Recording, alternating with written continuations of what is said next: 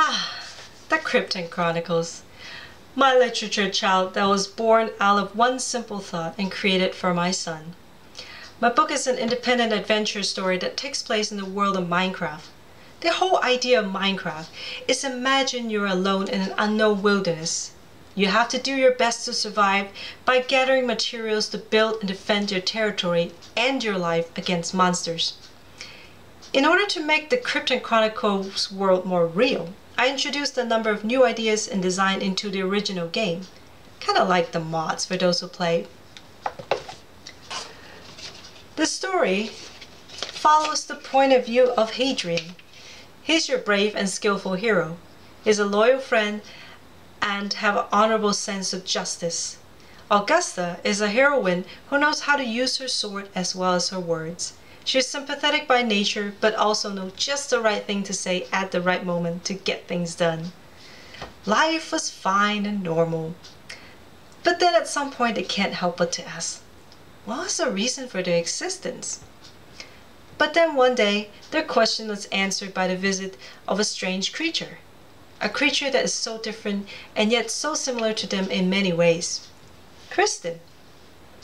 Kreepton may somewhat resemble those dangerous explosive creepers, one of those monsters in the game, but he's no foe. From him they learned that they weren't alone. They discovered that this empty world that they lived in was once a great kingdom. Kreepton is a Kreepton, one of those creatures that lived there. The kingdom was torn by war against a mysterious invader from another world. The creatures that once lived in this world had been kidnapped by the invader. Kreepton found a collection of chronicles that told them of the only way to rescue those kidnapped was to use this device called an obelisk to get to the invader's world, which involves a lot of buildings and explosions. And together, the three of them are determined to restore the fallen kingdom to its former glory. Such is the story of the Kreepton Chronicles. Now, because I'm writing for my son who can read at a higher level, my story offers a bit more complexity in terms of the characters' adventures as well as the writing style. I particularly enjoy the element of surprise and the idea that truth is not always what you think it is. It's enough to entertain even an older audience young at heart. My husband definitely had fun reading it, even though he has no clue how to play Minecraft. This is the first book of the Kreepton Chronicles series. The story started out as a short story and expanded into a novel. Guess I just have too much to say. Then when I was about to be done with the story, my son suggested to add another character. Well, then I have to go on to write a sequel. For now, it's going to be a trilogy with 1 or 2 companion stories. I'll be reading a segment of the first installment in my next video.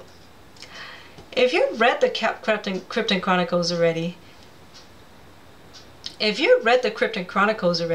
you know that in the end of it, an even more powerful being popped in to surprise our villains. I'll get to him in the second book titled The Beast Tamers, while he'll be sending out his beasts and minions to trouble our heroes.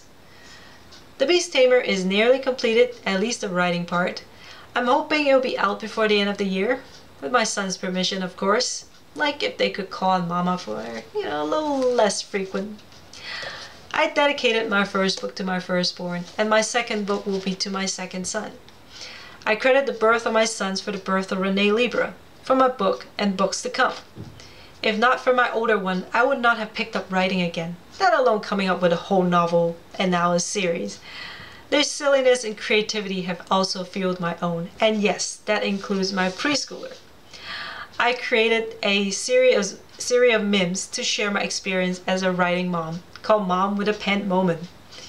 And here is one of them that reads, when your preschooler's goofy build serves as your inspirations. They have definitely inspired some of those characters and monsters in my stories. If they come up with any more stuff, I'm going to have to pay them. And most importantly, I credit my husband for working to provide for our family so that I'm able to stay home with our kids and pursue my interests. Honestly, being an almost still a full-time mom, none of this has been easy, even for someone who has 30 hours a day. There are constant interruptions, as well as having to wait to the late night hours for a moment of quiet to jot down a few ideas before I collapse into dreamland. Somehow I got it to work, and I'm still improving my tricks. The Kreepton Chronicles took 10 months to get the first draft completed. I spent nights writing using pen and paper with a flashlight in the kids' room in the dark. Kind of like how kids are trying to read past bedtime. With the Beast Tamers though, I am writing it on my phone. People find it hilarious when I told them that, but hey, it works. And here's another meme that reads, when it took a year to write a book using pen, paper, and computer, when it took just a month to write the half of the second book using a phone. No flashlight needed, compact, mobile, and environmentally friendly. I can write anywhere, anytime, even when I'm heating up some food in the microwave. Hey, I got 30 seconds to spare. And with the phone, I can also write in the last sanctuary in the house that I have. Another one that says, the quiet place for uninterrupted creativity in the late night hours. Anywhere, right? Anywhere. Today I promote myself as an author. As a kid I wanted to be many things, but author was not really one of them. Life sometimes takes you to interesting places. I started writing by chance, and it's made possible by experience that I have and still gaining. From struggling to speak English to public speaking, from a student of science to a teacher of language, from world-traveling adventurer to a grounded stay-home mom, opportunities and inspiration came from even the most unexpected places. I draw ideas from everyday life, and I still use my dreams as my inspiration to write too. There are definitely parts in my books that are inspired by my dreams and modified to fit the story. The subconscious imagination can be quite interesting. I have no idea how far this author-illustrator thing would go, but this is a start. So far I've been getting very positive feedbacks and my fan base is growing. And I certainly have enough ideas to keep me writing for at least the next 5 years. Just like the adventure of Hadrian and Augusta, there are other worlds out there. Never limit yourself to just one. One last thought I would like to share.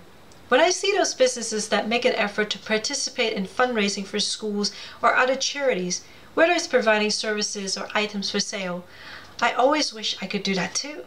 And now I finally have my chance. In order to give back to the community, I started a fundraising plan in April of 2017 at the local schools to donate the majority of the proceeds I received from book sales back to them. You can find out what I have and will be donating to on my Facebook page. The link is in the description. If you know of other schools or organizations that could be benefited from something like this, introduce my work to them. I would love to contribute to the best of my abilities.